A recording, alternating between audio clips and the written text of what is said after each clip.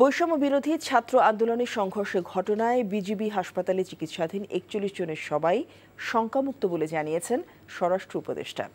সকালে পিলখানায় বিজিবি সদর দপ্তরের বিজিবি হাসপাতালে আহতদের দেখতে যান স্বরাষ্ট্র উপদেষ্টা জাহাঙ্গীর আলম চৌধুরী।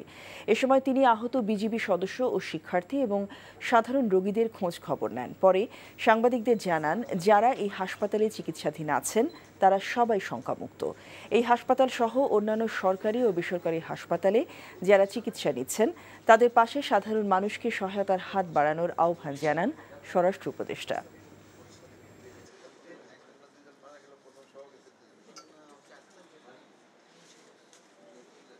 আপনাদের কাছে হলো আমার একটা বড় অনুরোধ, এই হসপিটালগুলিতে আপনারা যত কম যান, যেহেতু যদি ইনফেকশন হয়ে যায়, ইনফেকশন কিন্তু এই ভিজিটের থেকে বেশি ছড়ানোর সম্ভাবনা থাকে।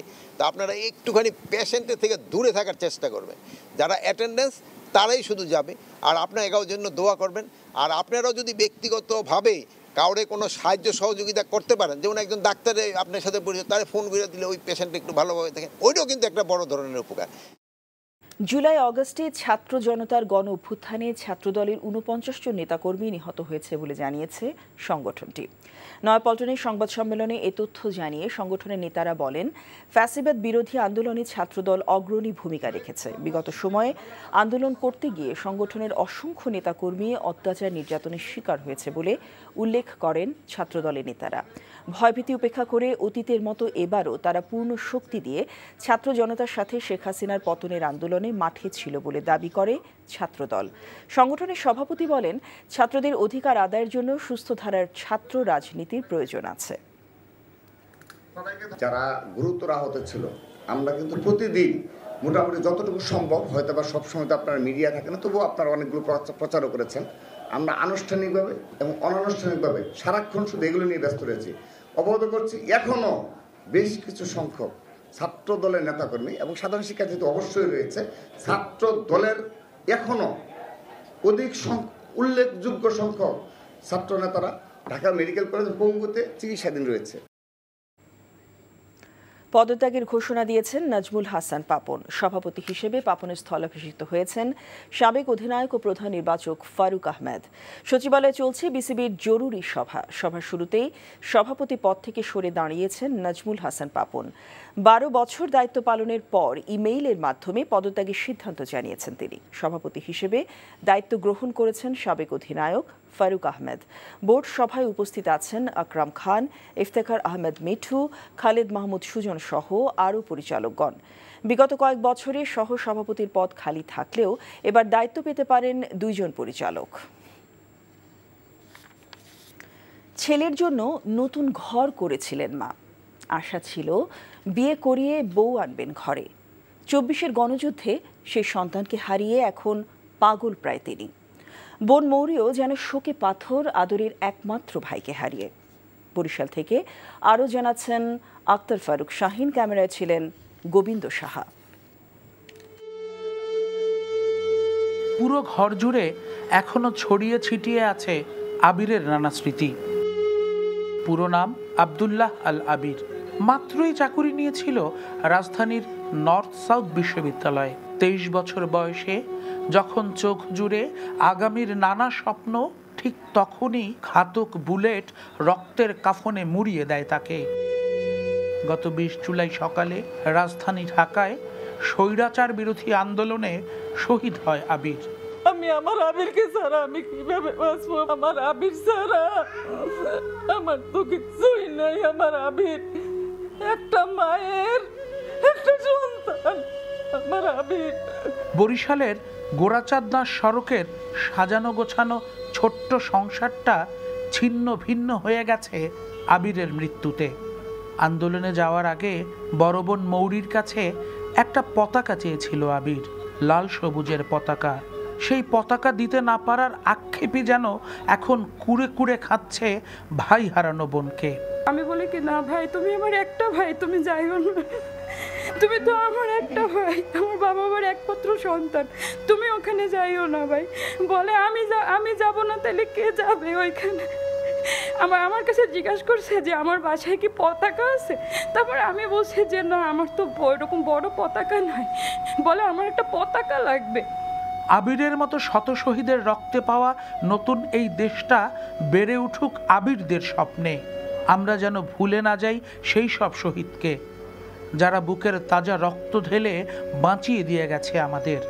সেটাই এখন চাওয়া বরিশালের সর্বস্তরের মানুষের। Akhtar Faruk Shahin, NTV news, Barishal. কয়েকদিনের টানা বর্ষণ ও উজান থেকে নেমে আসা ঢলে ফেনী, নোয়াখালী, খাগড়াছড়িতে বন্যা দেখা দিয়েছে। তলিয়ে গেছে বিস্তীর্ণ জনপদ, দুর্ভোগে লাখো মানুষ। ফেনীর পরশুরাম ও ফুলগাজীতে তৃতীয় দফা বন্যায় শতাধিক গ্রাম প্লাবিত হয়েছে।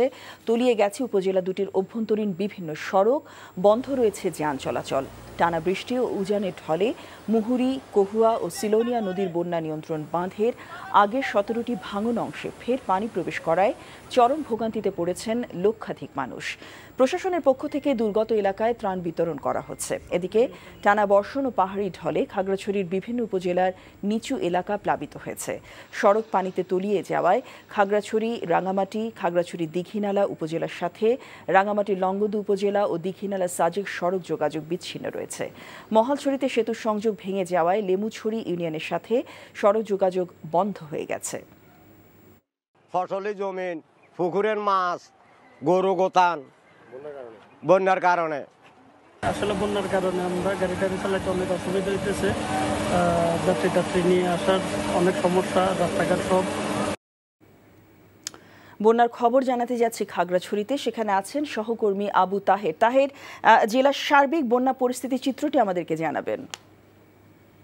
আপনি যেমনটা বলছিলেন, খাগড়াছড়ির বন্যার পরিস্থিতি দিন দিন কিন্তু অবনতি হচ্ছে।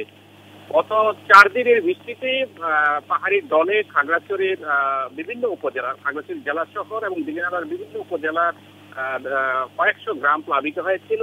এর মধ্যে 3000-এরও বেশি পরিবার পানিবন্দী অবস্থায় আছেন। গতকাল বিকেল থেকেই মূলত খাগড়াছড়ি জেলা শহরে পানি বাড়তে থাকে এবং রাত যত বাড়ে পানির পরিমাণ বৃদ্ধি পাওয়ায় লোকজন পৌরসভা, জেলা প্রশাসন এবং পৌরসভার যে 12টি আশ্রয় কেন্দ্র খোলা হয়েছিল সেখানে আশ্রয় নিয়েছিল। আমি খাগড়াছড়ি পৌরসভার ভারপ্রাপ্ত প্যানেল মেয়র শাহ আলমের সাথে কথা বলেছি। তিনি আমাকে যেটা জানিয়েছেন, প্রায় 2000 পরিবারের মতো আশ্রয় নিয়েছিল আশ্রয় কেন্দ্রে। আমি কথা বলেছিলাম খাগড়াছড়ি জেলা প্রশাসক মোহাম্মদ শহীদুজ্জামানের সাথে। তিনি বলেছেন যে জেলার যে বন্যা আক্রান্ত লোকজনকে যেন নিরাপদে আশ্রয় নিতে পারে, এই জন্য জেলার 25টি উপজেলা আশ্রয় কেন্দ্র খোলা হয়েছে। তিনি নিজে এবং ইউনোরা তদারকি করছেন এবং বন্যার পানিতে রাস্তা তলিয়ে যাওয়ায় বিশেষ করে খাগড়াছড়ি, রাঙামাটি এবং খাগড়াছড়ির সাথে লংগদু এবং সাজেকে যোগাযোগ বিচ্ছিন্ন রয়েছে। লংগদু সড়কের চংড়াছড়ি এলাকায় এবং সাজেক সড়কের গঙ্গারাম এবং মাচালং এলাকায় পানি তলিয়ে গেছে। সেই কারণে মূলত এই দুটি সড়কের সড়ক যোগাযোগ বিচ্ছিন্ন রয়েছে। আর একটা বিষয় বলি, এইটি তৃতীয়বারের মতো বন্যা এবং এই জানছিলাম খাগড়াছড়িতে বন্যার খবর। সাবেক প্রতিমন্ত্রী এবি তাজুল ইসলাম, চট্টগ্রাম বন্দরের সাবেক চেয়ারম্যান রিয়ার অ্যাডমিরাল মোহাম্মদ সোহাইলকে আটক করেছে পুলিশ। আটক করা হয়েছে আওয়ামী লীগ নেতা আহমদ হোসেনকেও। মঙ্গলবার দিবাগত রাত 12:30টার দিকে রাজধানীর বনানী থেকে আটক করা হয় নৌবাহিনী থেকে চাকরিচ্যুত নৌ কর্মকর্তা সোহাইলকে। তাকে জিজ্ঞাসাবাদের জন্য মিন্টো রোডে গোয়েন্দা পুলিশ কার্যালয়ে নেওয়া হয়েছে। গত সোমবার সোহাইলকে চাকরিচ্যুত করে চিঠি দেয় নৌবাহিনী। তার বিরুদ্ধে দুর্নীতি, জোরপূর্বক গুম ও হত্যাসহ বিভিন্ন অভিযোগ ওঠার পর নৌবাহিনী এই ব্যবস্থা নেয় বলে জানা গেছে। তিনি র্যাবের আইন ও গণমাধ্যম শাখার মুখপাত্র হিসেবেও দায়িত্ব পালন করেছেন। এছাড়া রাজধানী গুলশান থেকে সাবেক মুক্তিযুদ্ধ বিষয়ক প্রতিমন্ত্রী অবসরপ্রাপ্ত ক্যাপ্টেন এবি তাজুল ইসলাম এবং রাজধানী বনশ্রী থেকে আওয়ামী লীগের সাংগঠনিক সম্পাদক আহমদ হোসেনকে আটক করা হয়। এদিকে বিমানবন্দর থেকে আটক করা হয়েছে বেসরকারি টিভি চ্যানেল 71 টিভির চাকরিচ্যুত প্রধান বার্তা সম্পাদক শাকিল আহমেদ ও তার স্ত্রী 71 টিভির চাকরিচ্যুত প্রিন্সিপাল করেসপন্ডেন্ট ফারজানা রূপাকে। তাদের ডিবির কাছে হস্তান্তর করা হয়েছে। রাজধানী বনানীতে সাবেক বিদ্যুৎ প্রতিমন্ত্রী নসরুল হামিদ বিপুর মালিকানাধীন প্রিয় প্রাঙ্গণ ভবনে অভিযান চালিয়েছে আইনশৃঙ্খলা বাহিনীর সদস্যরা। অভিযান চালিয়ে এখন পর্যন্ত 1,51,300 টাকা জব্দ করেছে পুলিশ। উদ্ধার করা হয়েছে একটি রিভলভার এবং 50 রাউন্ড গুলি। মঙ্গলবার মধ্যরাতে ভবনটিতে অভিযান শুরু হয়। এ সময় ভবনটি ঘিরে রাখে সেনাবাহিনী, পুলিশ ও র্যাব সদস্যরা। যুব ও ক্রীড়া উপদেষ্টা আসিফ মাহমুদ, বৈষম্য বিরোধী ছাত্র আন্দোলনের 2 সমন্বয়ক সার্জিস আলম, হাসানাত আবদুল্লাহ, এবং গণ অধিকার পরিষদের সভাপতি নুরুল হক নুরুর উপস্থিতিতে এই অভিযান চালানো হয়। রাতভর চলমান অভিযানে ভবনের ভেতর থেকে বেশ কয়েকটি ভল্ট জব্দ করা হয়েছে। ফায়ার সার্ভিসের কর্মীরা সেসব ভল্ট ভেঙে নগদ টাকা উদ্ধার করে। ভূ রাজনৈতিক পরিস্থিতিতে চীন বাংলাদেশের পাশে থাকবে বলে প্রত্যাশা বিএনপির মহাসচিব মির্জা ফখরুল ইসলাম আলমগীরের। আর চীন বাংলাদেশের অভ্যন্তরীণ বিষয়ে হস্তক্ষেপ করবে না, এমনটা বলেছেন দেশটির রাষ্ট্রদূত ইয়াও ওয়েন। বিএনপি চেয়ারপারসনের গুলশান কার্যালয়ে বৈঠক শেষে এসব বলেন তারা। বুধবার সকাল 11টায় বিএনপির মহাসচিবের সাথে সাক্ষাৎ করতে আসেন চীনা রাষ্ট্রদূত। ঘণ্টাব্যাপী বৈঠকে দুদেশের স্বার্থ সংশ্লিষ্ট বিষয় নিয়ে আলোচনা হয়। ডক্টর খন্দকার মোশাররফ হোসেন, মঈন খান, আলতাফ হোসেন চৌধুরী ও ব্যারিস্টার কায়সার কামাল বৈঠকে উপস্থিত ছিলেন। বৈঠক শেষে মির্জা ফখরুল বলেন, বাংলাদেশের জনগণের প্রতি চীন তাদের অঙ্গীকার অব্যাহত রাখবে। চীনের সাথে বাংলাদেশের সম্পর্ক আরও গভীর হবে বলে আশা প্রকাশ করেন বিএনপির মহাসচিব। চীনা রাষ্ট্রদূত বলেন, চীন বাংলাদেশের স্বাধীনতা সার্বভৌমত্বকে সমর্থন করে বলে জানিয়েছেন দেশটির রাষ্ট্রদূত ইয়াও ওয়েন। অন্তর্বর্তী সরকারকে সমর্থন জানানোর কথা জানিয়ে রাষ্ট্রদূত প্রত্যাশা ব্যক্ত করেন অল্প কিছু দিনের মধ্যে পরিস্থিতি স্বাভাবিক হবে।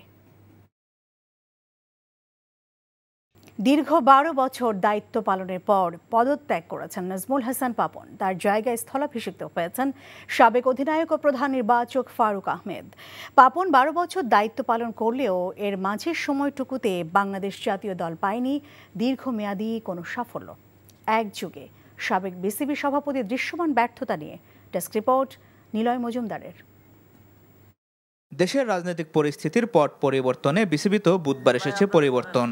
12 বছর ধরে সভাপতির পদ ধরে রাখা নাজমুল হাসান পাপনকে বিদায় করে এখন সভাপতি সাবেক অধিনায়ক ফারুক আহমেদ। গত এক যুগে জাতীয় দল বেশ কিছু টুর্নামেন্ট ও সিরিজে বিচ্ছিন্ন সাফল্য পেলেও এর মাঝে দৃশ্যমান উন্নতি হয়নি সামগ্রিক বাংলাদেশ ক্রিকেটের। ক্রিকেট বিশ্বে চতুর্থ ধনী বোর্ড হলেও মনোযোগহীন থেকে গেছে ঘরোয়া ক্রিকেট। আইপিএলের পরপর বিপিএলের মতো ফ্র্যাঞ্চাইজ ক্রিকেট টুর্নামেন্ট চালু হলেও তা পায়নি কোনো লাভজনক কাঠামো। এছাড়াও বগুড়া শহীদ চান্দু স্টেডিয়ামের মতো আন্তর্জাতিক ভেন্যুগুলো পরিত্যক্ত হয়ে যাওয়া আঞ্চলিক ক্রিকেট সংস্থাগুলোকে বিকেন্দ্রীকরণে ব্যর্থতা যোগ হবে সাবেক সভাপতির ব্যর্থতার তালিকায়। এছাড়াও দ্বিতীয় মেয়াদে চন্ডিকার নিয়োগ, ঘরোয়া ক্রিকেটে আম্পায়ারদের নিয়ে অভিযোগ ও জাতীয় দলের একাদশে নিজের কর্তৃত্ব স্থাপনের মতো অভিযোগ আছে তাকে নিয়ে। দেশের বাইরে বসে পদত্যাগপত্র জমা দিয়েছেন নাজমুল হাসান পাপন।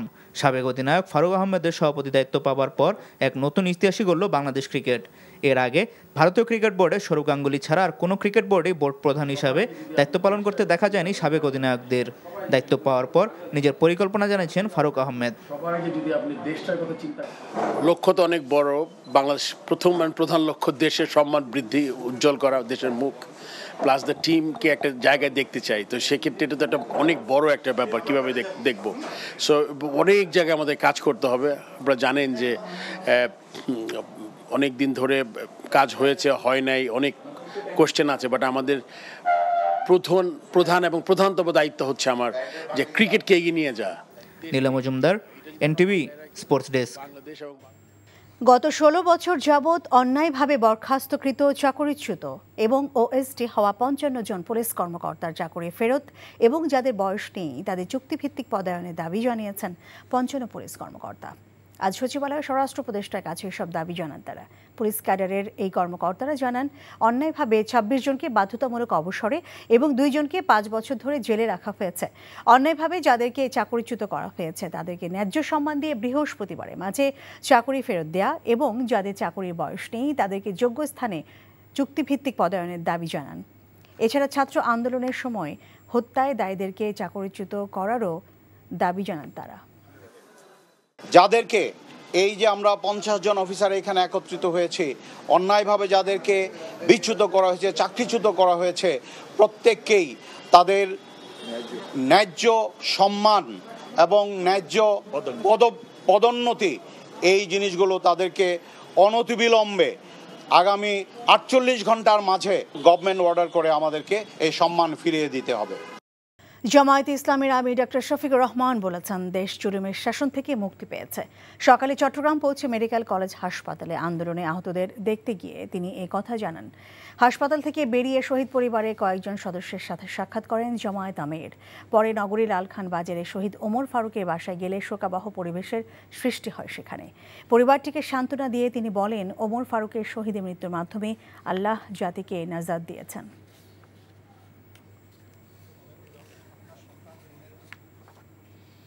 ভুল চিকিৎসায় মিনিস্টার গ্রুপের এক্সিকিউটিভ ডিরেক্টর মোহাম্মদ শামসুদ্দোহা শিমুলের মৃত্যুর অভিযোগ উঠেছে। গতরাতে সেফটি প্লাস্টিক সার্জারি করতে গিয়ে গ্রিন রোডের কমফোর্ট হাসপাতালে মারা যান তিনি। ভুল চিকিৎসায় মৃত্যুর অভিযোগ এনে সকালে হাসপাতালের সামনে বিক্ষোভ করেন কোম্পানি কর্মকর্তা, কর্মচারী ও পরিবারের সদস্যরা। অবিলম্বে চিকিৎসককে গ্রেফতার ও হাসপাতাল বন্ধের দাবি জানান তারা। দাবি না মানলে কঠোর আন্দোলনের হুঁশিয়ারি দেওয়া হয় মানববন্ধন থেকে। 2 দিনের ব্যবধানে দেশের বাজারে স্বর্ণের দাম আবারও বাড়ল। এবার ভরিতে বেড়েছে 1,500 টাকা। এতে ভালো মানের 1 ভরি স্বর্ণের দাম দাঁড়াচ্ছে 1.25 লাখ টাকার কাছাকাছি। দেশের ইতিহাসে এটি এখন পর্যন্ত স্বর্ণের সর্বোচ্চ দাম। বাংলাদেশ জুয়েলার্স সমিতি বাজুস সংবাদ বিজ্ঞপ্তিতে দাম বাড়ানোর ঘোষণা দিয়েছে। তারা বলেছে, স্থানীয় বাজারে খাঁটি স্বর্ণের দাম বেড়ে যাওয়ায় নতুন দাম নির্ধারণ করা হয়েছে, যা বুধবার থেকে কার্যকর হয়েছে। নতুন দর অনুযায়ী হলমার্ক করা প্রতি ভরি 22 ক্যারেট স্বর্ণের ভরি হবে 1,24,502 টাকা। এছাড়া 21 ক্যারেট স্বর্ণ 1,18,833 টাকা, 18 ক্যারেট স্বর্ণ 1,01,862 টাকা এবং সনাতন পদ্ধতির স্বর্ণের ভরি 84,214 টাকায় বিক্রি হবে।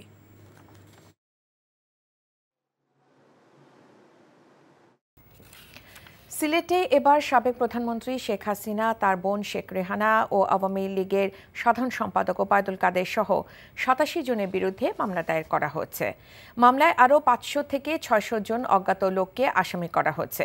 গত 4 আগস্ট সিলেট মহানগরের বন্দরবাজার এলাকায় ছাত্র জনতার আন্দোলনের সময় পুলিশ এবং আওয়ামী লীগ ও সহযোগী সংগঠনের নেতাকর্মীদের গুলি ও হামলার অভিযোগে দুপুরে সিলেট মেট্রোপলিটন ম্যাজিস্ট্রেট ও দ্রুত বিচারিক আদালতে মামলাটি করেন মোহাম্মদ জুবের আহমদ নামে এক যুবক।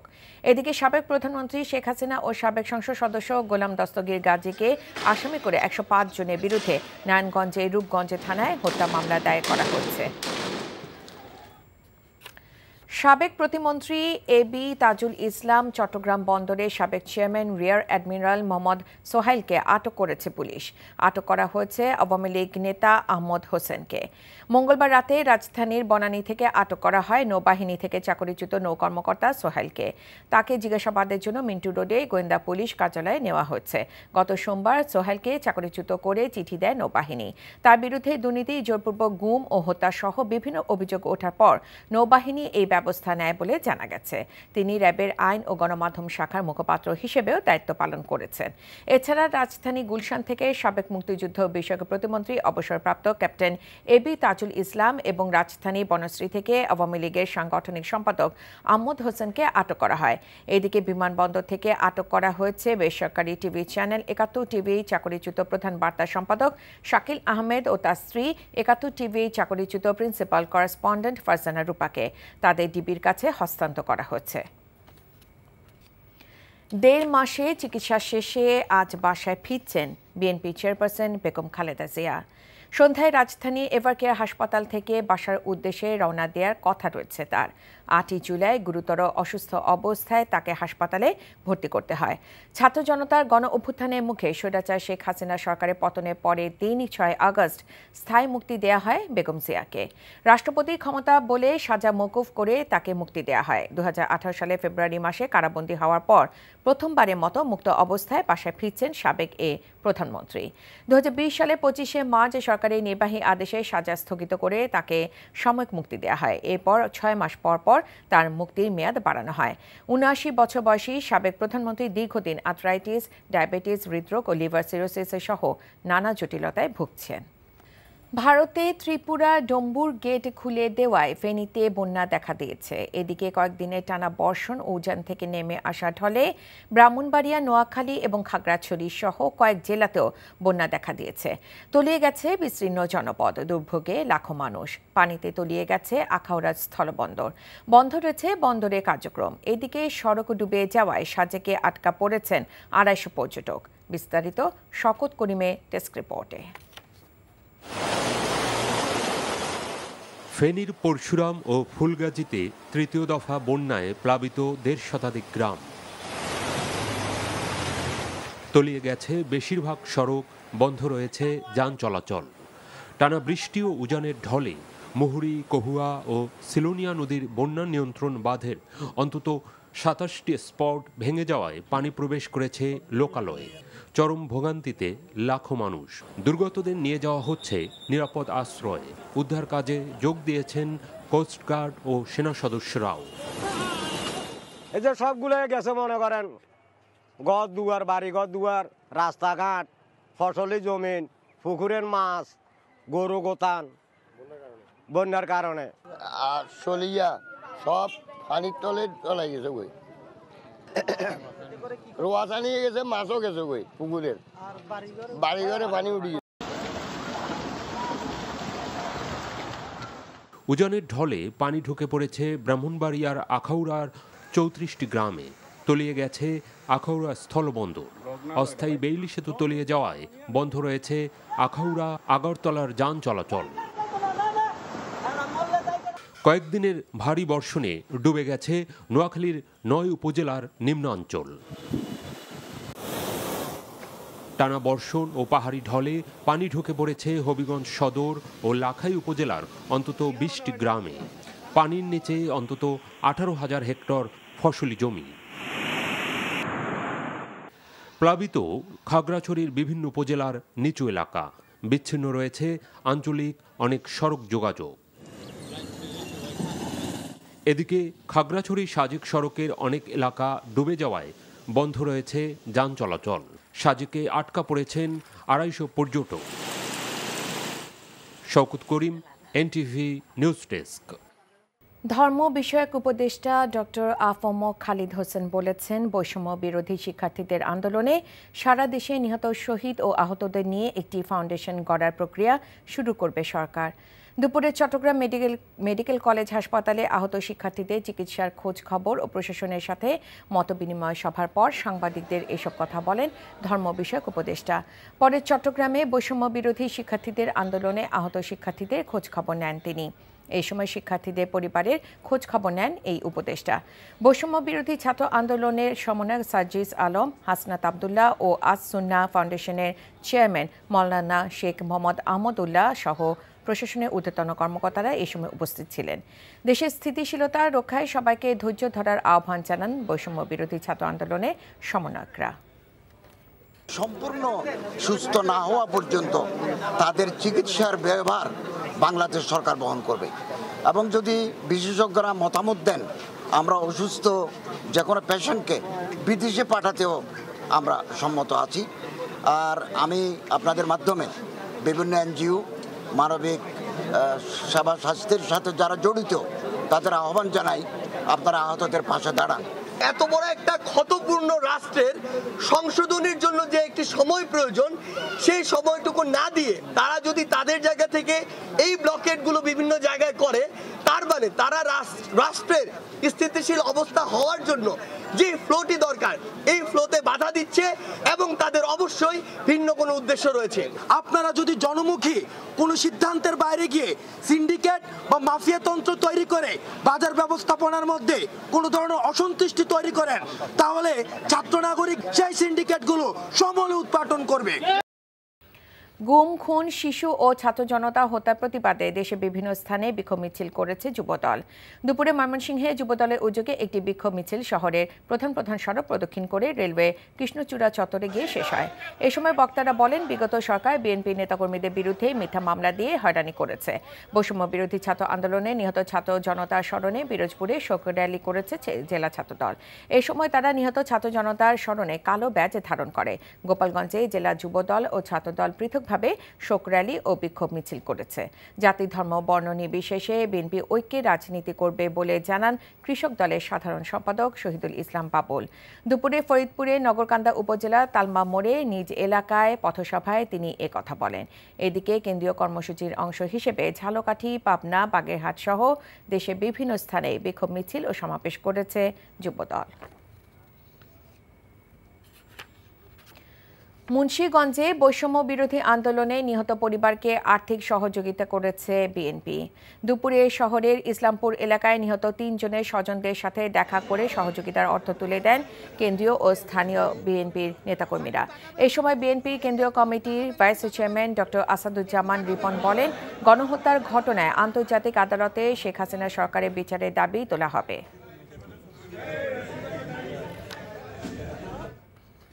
গাজীপুরে বকেয়া বেতনের দাবিতে 2টি কারখানায় বিক্ষোভ করেছে পোশাক শ্রমিকরা। এ সময় শ্রমিকেরা ঢাকা ময়মনসিংহ মহাসড়কে গাছে গুঁড়ি ফেলে অবরোধ করে। পরে ইন্ডাস্ট্রিয়াল পুলিশ গিয়ে শ্রমিকদের সরিয়ে দিলে যান চলাচল শুরু হয়। পুলিশ ও আন্দোলনরতরা জানায়, সকালে গাজীপুরে সাইনবোর্ড এলাকায় PNZ কারখানার শ্রমিকেরা বকেয়া বেতনের দাবিতে ঢাকা ময়মনসিংহ মহাসড়ক প্রায় 1.5 ঘণ্টা অবরোধ করে রাখে। অপরদিকে একই দাবিতে গাজীপুরের চন্দ্রা এলাকায় মাহমুদ জিন্স কারখানার শ্রমিকেরা দুপুরের পর থেকে ঢাকা টাঙ্গাইল মহাসড়ক অবরোধ করে ঘণ্টাব্যাপী বিক্ষোভ করে। বগুড়ার গাবতলীতে সনাতন ধর্মাবলম্বীদের সাথে মতবিনিময় করেছে জেলা বিএনপি। দুপুরে সোনরায় ইউনিয়নের ব্রাহ্মণ গ্রামের পালপাড়ায় এই মতবিনিময় সভা অনুষ্ঠিত হয়। এই সময় উপস্থিত ছিলেন বিএনপির চেয়ারপারসনের উপদেষ্টা হেলালুজ্জামান তালুকদার লালু, জেলা বিএনপি সভাপতি রেজাউল করিম বাদশাহ, জেলা বিএনপির সহসভাপতি অ্যাডভোকেট আব্দুল বাসেদ সহ বিএনপির বিভিন্ন পর্যায়ের নেতৃবৃন্দ। অপরদিকে বিকেলে জেলা বিএনপি কার্যালয়ে সংবাদ সম্মেলন করেছেন দলের জেলা সভাপতি রেজাউল করিম বাদশাহ। যুবদল নেতা নবীন তালুকদারকে গুলি করে হত্যার ঘটনায় পল্টন থানার মামলায় আওয়ামী লীগের সাংগঠনিক সম্পাদক ও সাবেক সংসদ সদস্য আহমদ হোসেন এবং নৌবাহিনী থেকে বাধ্যতামূলক অবসরে পাঠানো চট্টগ্রাম বন্দরের সাবেক চেয়ারম্যান রিয়ার অ্যাডমিরাল মোহাম্মদ সোহাইলের 4 দিনের রিমান্ড মঞ্জুর করেছে আদালত। ঢাকা মেট্রোপলিটন ম্যাজিস্ট্রেট মোহাম্মদ জসিম তাদের 4 দিন করে রিমান্ড মঞ্জুর করেন। মিজান রহমানের রিপোর্ট। পল্টন থানার যুবদল নেতা নবীন তালুকদার হত্যা মামলায় গ্রেফতার দেখিয়ে আহমদ হোসেন ও সোহাইলকে আদালতে হাজির করা হয়। মামলার তদন্ত কর্মকর্তা তাদের 10 দিনের রিমান্ডের আবেদন করেন। এই মামলার প্রাথমিক তদন্তে এই আসামিদের বিরুদ্ধে তিনি তথ্য উপাত্ত পেয়েছেন এবং আরও অধিকতর তদন্তের জন্য এবং এই মামলায় আরও কারা কারা জড়িত আছে তাদেরকে বের করার জন্য এই আসামিদেরকে রিমান্ডের প্রয়োজন। এজাহার এবং রিমান্ডের দরখাস্তের গুণাগুণের উপরে ভিত্তি করে বা পর্যালোচনা করে তিনি আসামিদের বিরুদ্ধে 4 দিনে রিমান্ড মঞ্জুর করেন। শুনানিতে তদন্ত কর্মকর্তা পুলিশের পক্ষ থেকে বলেন, 2 আসামি যুবদলের ওই নেতা হত্যার পরিকল্পনাকারী ও মাস্টারমাইন্ড হিসেবে কাজ করেছেন। তাদের পরিকল্পনা অনুযায়ী হত্যাকাণ্ডটি সংঘটিত হয়। গত 19/7/2024 তারিখে পল্টনে ছাত্র জনতার যে মিছিল হয়েছিল সেই মিছিলে তাদের গুলি চালিয়ে নবীন তালুকদার তাকে হত্যা করা হয় এবং তার স্ত্রী বাদী হয়ে পল্টন থানায় মামলা করে এবং সেই মামলায় এই 2 জন আসামিকে গ্রেপ্তার করা হয়। মঙ্গলবার রাতে রাজধানীর গুলশান থেকে আহমদ হোসেন ও বনানী এলাকা থেকে সোহাইলকে আটক করে গোয়েন্দা পুলিশ। মোহাম্মদ সোহাইল 2010 সাল থেকে পরবর্তী 2 বছর র্যাবের লিগ্যাল অ্যান্ড মিডিয়া উইংয়ের পরিচালক ছিলেন। এ সময় তার বিরুদ্ধে জোরপূর্বক গুম, হত্যাসহ বিভিন্ন অভিযোগে জড়িত থাকার অভিযোগ ওঠে। Mizan Rahman, NTV news, Dhaka. এদিকে ব্রাহ্মণবাড়িয়ায় বিএনপি কর্মী নয়ন হত্যা মামলায় সাবেক মুক্তিযুদ্ধ বিষয়ক প্রতিমন্ত্রী এবি তাজুল ইসলামকে 9 দিনের রিমান্ড মঞ্জুর করেছে আদালত। দুপুরে শুনানি শেষে ব্রাহ্মণবাড়িয়ার সিনিয়র জুডিশিয়াল ম্যাজিস্ট্রেট আদালত রিমান্ড মঞ্জুর করেন। এ সময় আদালতের আসামির পক্ষের কোনো আইনজীবী উপস্থিত ছিল না। গতকাল ঢাকা থেকে আটকের পর আজ দুপুরে আদালতে উপস্থিত করে 10 দিনের রিমান্ড চাওয়া হয়। শুনানি শেষে আদালত 9 দিনের রিমান্ড মঞ্জুর করে। 2022 সালের 19 নভেম্বর বাঞ্ছারামপুর উপজেলা সদরে নয়নকে প্রকাশ্যে গুলি করে হত্যা করা হয়।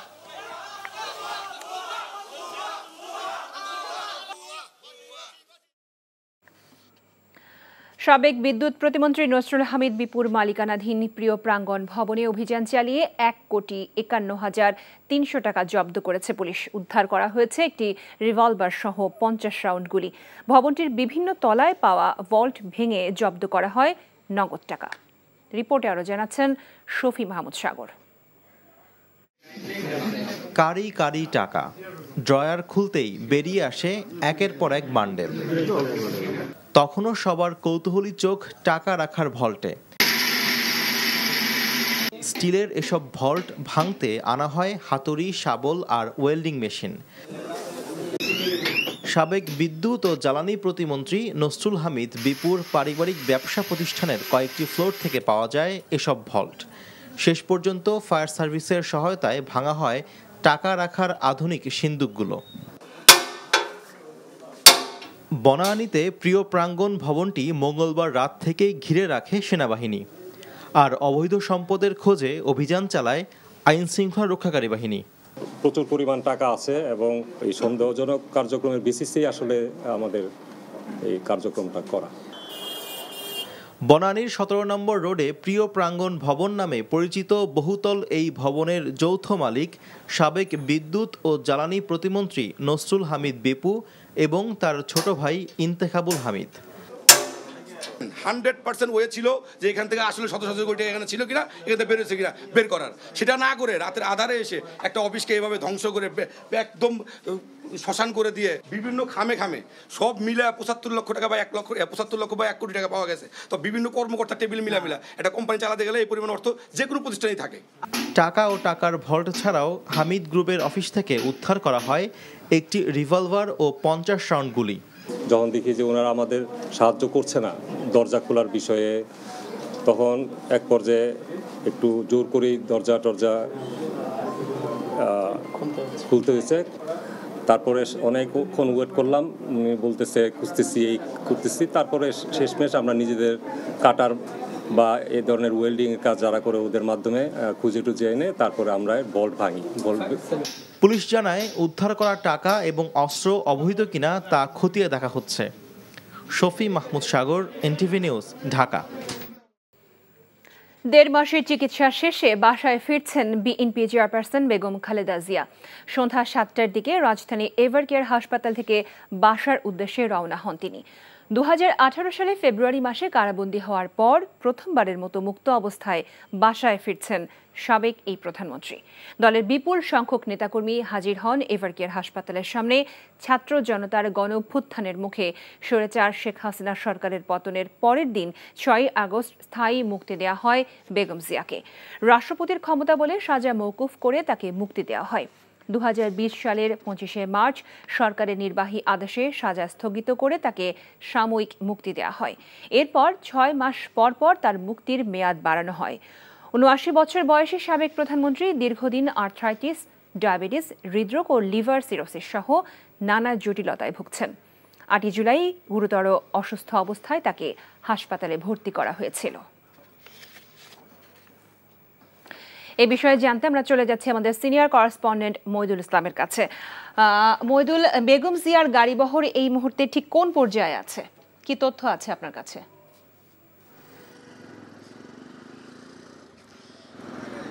হ্যাঁ লোপা, সন্ধ্যা 7টার কিছুক্ষণ পরে বেগম খালেদা জিয়া রাজধানীর এভারকেয়ার হসপিটাল থেকে সেখান থেকে রিলিজ পেয়ে তার যে বাসভবন গুলশানের ফিরোজায় সেখানের উদ্দেশ্যে রওনা হয়েছেন। এই মুহূর্তে আমরা বসুন্ধরার 300 ফিটের যে মূল গেট আছে সেখানে অবস্থান করছি। তো এভারকেয়ার হসপিটাল থেকে এই রাস্তা ধরেই তিনি তার বাসভবনে ফিরবেন। আমরা এই মুহূর্তে সেখানেই অপেক্ষা করছি এবং যতটুকু জানতে পেরেছি তার যে গাড়ি বহর আছে সেখানে বিপুল সংখ্যক নেতাকর্মীরা আছে।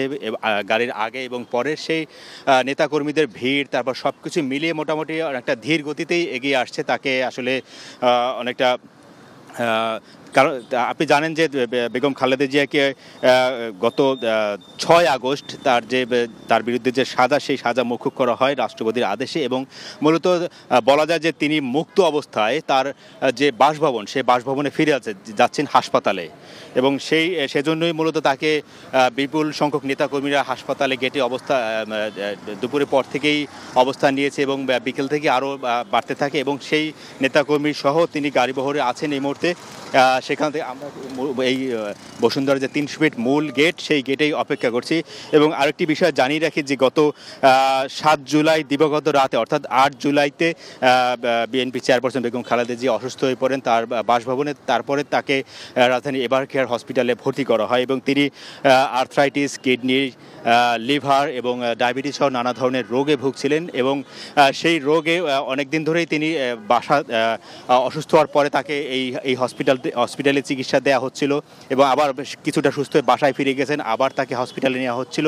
এরকম ধরেই কয়েক বছর ধরে চলছিল এবং তার দলের পক্ষ থেকে আসলে তাকে উন্নত চিকিৎসার জন্য বিদেশে নেওয়ার জন্য তৎকালীন আওয়ামী লীগ সরকারের কাছে নানাভাবে আবেদন করেছিলেন, কিন্তু নানা ধরনের আইনি প্রক্রিয়ার কথা বা বলে অজুহাতে তাকে আসলে তৎকালীন সরকার তাকে বিদেশে যাওয়ার অনুমতি দেয়নি এবং এখন তিনি কিছুটা সুস্থ হয়ে আসলে তার মুক্ত অবস্থা তার বাসভবনে ফিরে যাচ্ছেন এবং তাকে আসলে বিদেশে উন্নত চিকিৎসার জন্য নেওয়া হবে বা কবে নাগাদ নেওয়া হতে পারে সে বিষয়ে তার যে ব্যক্তিগত ডাক্তার জাহিদ হোসেন তিনি আমাদেরকে আনুষ্ঠানিকভাবে ব্রিফ করবেন বেগম খালেদা জিয়া বাসভবনে ফেরার পরে। তো তখন আসলে আমরা আসলে তার কবে নাগাদ বিদেশে নেওয়া হবে বা তার শারীরিক যে বর্তমান কি অবস্থা সেটা আমরা জানতে পারবো। এর আগে আপনি জানেন যে বিএনপির চেয়ারপারসন বেগম খালেদা জিয়া করোনাকালীন সময় তাকে শর্ত সাপেক্ষে 6 মাসের জন্য মুক্তি দেওয়া হয় এবং সেই মুক্তির মেয়াদ 6 মাস পরপরই বাড়াচ্ছিলেন এবং বাড়ানোর পরে মূলত গত 5 আগস্ট আওয়ামী লীগ সরকারের পতনের পরে 6 আগস্ট রাষ্ট্রপতির আদেশে তার যে কারাদণ্ড সেটা মৌখিক করা হয় এবং তিনি আসলে সেই পর থেকেই মুক্ত এবং সেই মুক্ত অবস্থায় তিনি হাসপাতাল থেকে আজকে তার বাসভবন গুলশানের ভিরুজায় ফিরে যাচ্ছেন। তো এই ছিল এখানকার অবস্থা। লোপা, জানছিলাম বেগম খালেদা জিয়ার বাসায় ফেরার খবর। বিএনপি মহাসচিব মির্জা ফখরুল ইসলাম আলমগীর বলেছেন, বিজয়কে সুসংহত করতে সবাইকে দায়িত্ব নিতে হবে এবং আইন শৃঙ্খলা শক্ত হাতে দমন করতে হবে। সুযোগ নিয়ে কেউ যাতে দেশে বিশৃঙ্খলা সৃষ্টি করতে না পারে সেদিকে দলের সবাইকে সতর্ক থাকার আহ্বান জানান। বিকেলে নয়াপল্টনে যৌথ সভা শেষে এসব কথা বলেন তিনি। বিএনপির প্রতিষ্ঠা বার্ষিক উপলক্ষে 5 দিনের কর্মসূচিও ঘোষণা করা হয়। এদিকে বিএনপি মহাসচিবের সাথে বৈঠকে চীনের রাষ্ট্রদূত বাংলাদেশের প্রতি তাদের সহযোগিতা অব্যাহত রাখার কথা বলেন। রিপোর্ট করছেন হাসান জাবেদ। বিএনপির নয়াপল্টনের কেন্দ্রীয় কার্যালয়ে দলের প্রতিষ্ঠাবার্ষিক উপলক্ষে মির্জা ফখরুল ইসলাম আলমগীরের সভাপতিত্বে যৌথ সভা অনুষ্ঠিত হয়। পরে মহাসচিব বলেন, কেউ যাতে দেশে বিশৃঙ্খলা সৃষ্টি করতে বা ছাত্র জনতার বিজয়কে নষ্ট করতে না পারে সে ব্যাপারে সবাইকে সজাগ থাকতে হবে। ধন্যবাদ জানাতে চাই ছাত্রদেরকে, ধন্যবাদ জানাতে চাই জনগণকে, রাজনৈতিক দলগুলোকে যে তারা আজকে একটা বিপ্লবের মধ্যে দিয়ে এই ভয়ানক ফ্যাসিবাদ হাসিনাকে তারা দেশ থেকে পালিয়ে যেতে বাধ্য করেছেন। তারা দেশ ছেড়ে পালিয়ে গেছে। এখন আমাদের সামনে কিন্তু অনেক বড় সংগ্রাম, অনেক বড় লড়াই। সে লড়াইটা কি? এই বিজয়কে সংহত করা, সুসংহত করা। এই বিজয়কে যদি আমরা সুসংহত করতে না পারি তাহলে আবার কিন্তু নব্য ফ্যাসিবাদ এসে হাজির হবে। বিএনপি নেতাকর্মীরা সব ধরনের সন্ত্রাস ও চাঁদাবাজি প্রতিহত করবে বলেও মন্তব্য করেন তিনি। কেউ যদি সন্ত্রাস করতে চায়, কেউ যদি আপনার চাঁদাবাজি বা অন্য কিছু করে আপনার ক্ষতি করতে চায়, সেটাকে আমাদেরকে রাজনৈতিক নেতৃবৃন্দকে আমাদেরকে সেটাকে রুখে দিতে হবে। আইন শৃঙ্খলা যারা ভঙ্গ করবে তাদেরকে প্রতিহত করতে হবে এবং তাদেরকে আমাদের এখন যে আইন শৃঙ্খলা রক্ষাকারী বাহিনী আছে তাদের হাতে তুলে দিতে হবে।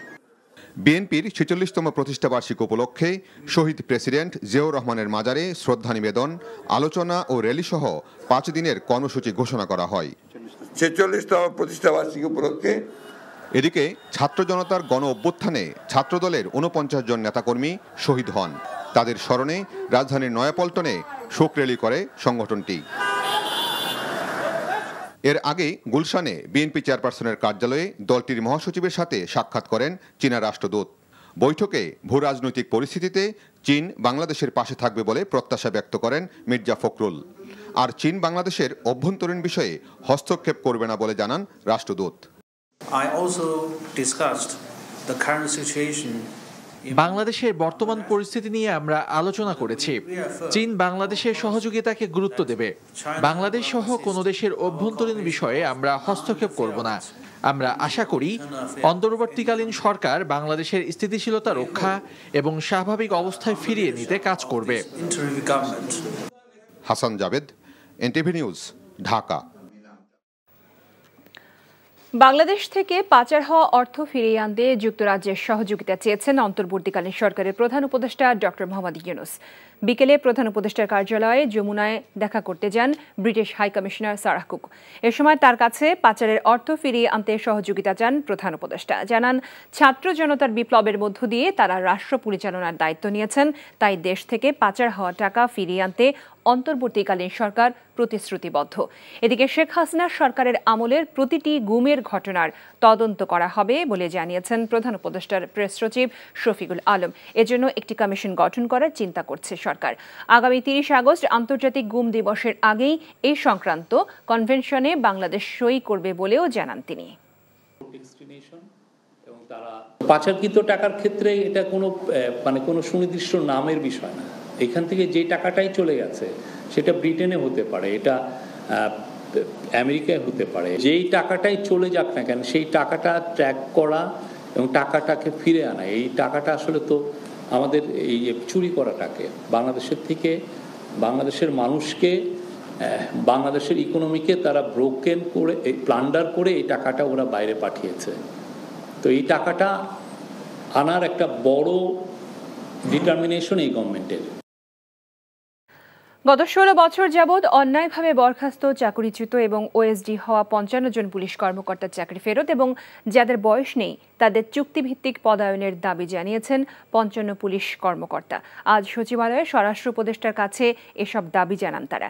পুলিশ ক্যাডারের এই কর্মকর্তারা জানান, অন্যায়ভাবে 26 জনকে বাধ্যতামূলক অবসরে এবং 2 জনকে 5 বছর ধরে জেলে রাখা হয়েছে।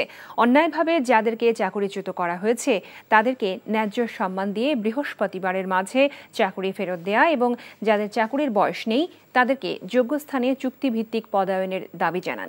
এছাড়া ছাত্র আন্দোলনের সময় হত্যায় দায়ীদেরকে চাকরিচ্যুতেরও দাবি জানান তারা।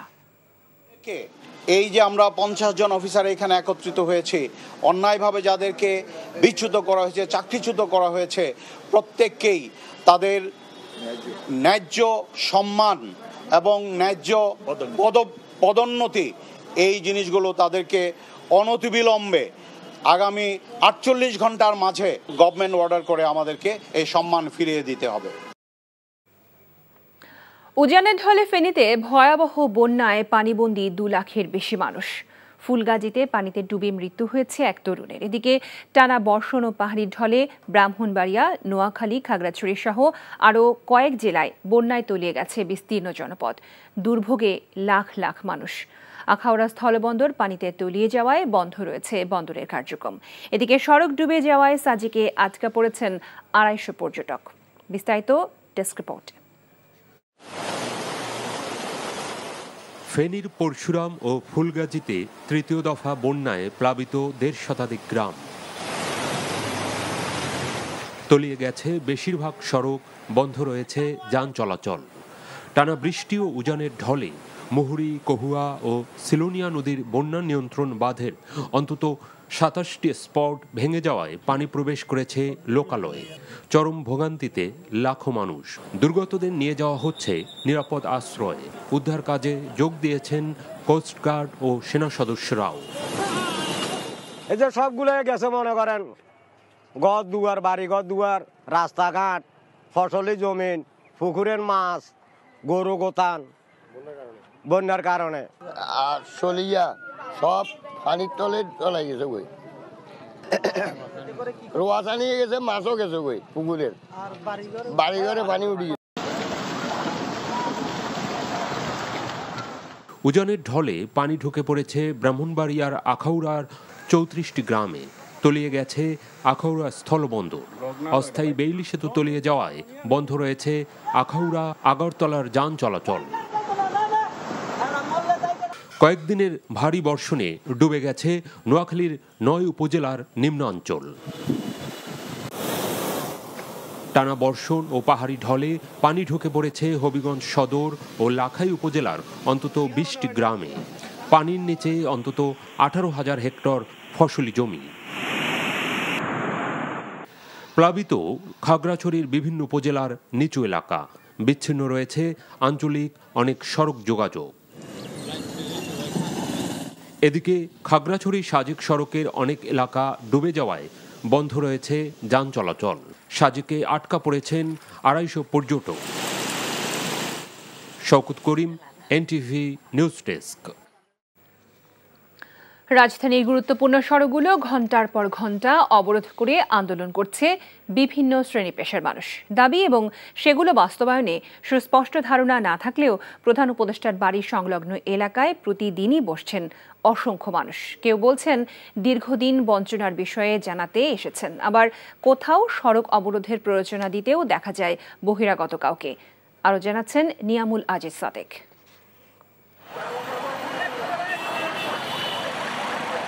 হঠাৎ করেই রিকশা উল্টিয়ে কাকরাইলের ব্যস্ততম সড়ক অবরোধ করে প্যাডেল চালিত কয়েকজন রিকশা চালক। এরই মধ্যে মধ্যবয়সী একজন এসে তাদের উৎসাহ দিচ্ছেন সড়ক অবরোধে। ঠিক কী কারণে রিকশা চালকদের আন্দোলনে তিনি এসেছেন তার সুস্পষ্ট কোনো ব্যাখ্যা নেই। ছবি তুলতে গেলে তেড়ে আসেন। আমি যে কোনো গণতান্ত্রিক আন্দোলনে মানুষের পাশে থাকি। নাম কি? আমার নাম হচ্ছে বাবলু। রিকশা চালকদের 10টি দাবির একটি লিফলেট ধরিয়ে দেওয়া হয় হাতে। মাইকে ঘোষণা দিয়ে বৈষম্য বিরোধী ছাত্র আন্দোলনের অনুকরণে স্লোগান তুলেছেন। তবে দাবির বিষয়ে তেমন জানা নেই অধিকাংশের। আমাদের 10টা দাবি। কি কি আমাদের 10টা দাবি? আমি দেখি না এখনো। এখানে একটা আছে, এই দাবিটা পড়ে শোনা। এই যে আমাদের দাবিটা, এখানে আমাদের সংগঠনের নাম কি? সংগঠন আমাদের চেয়ারম্যান সংগঠনের জাতীয় রিক্সা ভ্যান চালক সংগঠন। রিক্সা চালক ও আহতর তালিকা প্রকাশ করতে হবে। তাদের পরিবারকে রাষ্ট্রীয় সহযোগিতার আওতায় আনতে হবে। পাশেই ব্যারিকেড ভেঙে ম্যাটস শিক্ষার্থী ঐক্য পরিষদের 4 দফা দাবির বিষয় নিয়ে জড়ো হয়েছেন শতাধিক ব্যক্তি। আমরা জানাতে আসছি যে আমরা 13 বছর ধরে ফ্যাসিস্ট সরকারের আমলে আমরা আন্দোলন করেও আমাদেরকে রাতে মারা হয়েছে। বর্তমানে সেই বৈষম্য মেসেজ দেওয়া এবং সেই সাথে সেই ইনফরমেশনগুলো আমরা দিচ্ছি যে আমরা এই বৈষম্যের শিকার হচ্ছি। বাংলাদেশের স্বাস্থ্য খাত এখনো স্বৈরাচার মুক্ত না। এদিকে চট্টগ্রামে এক অনুষ্ঠানে বৈষম্য বিরোধী ছাত্র আন্দোলনের সমন্বয়ক সার্জিস আলম যেখানে সেখানে দাবি দাওয়া নিয়ে সড়ক অবরোধের কঠোর সমালোচনা করেন। এত বড় একটা ক্ষতপূর্ণ রাষ্ট্রের সংশোধনের জন্য যে একটি সময় প্রয়োজন, সেই সময়টুকু না দিয়ে তারা যদি তাদের জায়গা থেকে এই ব্লকেটগুলো বিভিন্ন জায়গায় করে, তার মানে তারা রাষ্ট্রের স্থিতিশীল অবস্থা হওয়ার জন্য যে ফ্লোটি দরকার এই ফ্লোতে বাধা দিচ্ছে এবং তাদের অবশ্যই ভিন্ন কোনো উদ্দেশ্য রয়েছে। বিভিন্ন ক্ষেত্রে সংস্কারের জন্য অন্তর্বর্তীকালীন সরকারকে যৌক্তিক সময় দেওয়ার আহ্বান জানান তিনি। Niamul Aziz Sadek, NTV news, Dhaka. ইসলামী ব্যাংকের পরিচালনা পর্ষদ ভেঙে দেওয়ার সিদ্ধান্ত নিয়েছে বাংলাদেশ ব্যাংক। ব্যাংকটির বেশিরভাগ শেয়ার এস আলম গ্রুপের হাতে থাকায় ব্যাংকটিতে নিয়োগ দেওয়া হবে স্বতন্ত্র পরিচালক। আজ সংবাদ সম্মেলনে বাংলাদেশ ব্যাংকের গভর্নর আহসান এইচ মনসুর এ তথ্য জানান। বলেন, ইসলামী ব্যাংকে এস আলমের নিয়ন্ত্রণাধীন যত শেয়ার আছে তা নিয়ন্ত্রণ করবে সরকার। ঋণ পরিশোধ করতে পারলে তখন তাদের শেয়ার ছেড়ে দেওয়া হবে। 2017 সালে ইসলামী ব্যাংকের নিয়ন্ত্রণ নেয় এস আলম গ্রুপ। ব্যাংকটির মালিকানা নেয়ার পর থেকে নামে বেনামে অন্তত 50,000 কোটি টাকা বের করে নেয় গ্রুপটি। এরই মধ্যে এস আলমের শেয়ার হস্তান্তরে নিষেধাজ্ঞা দিয়েছে securities and exchange commission BSEC।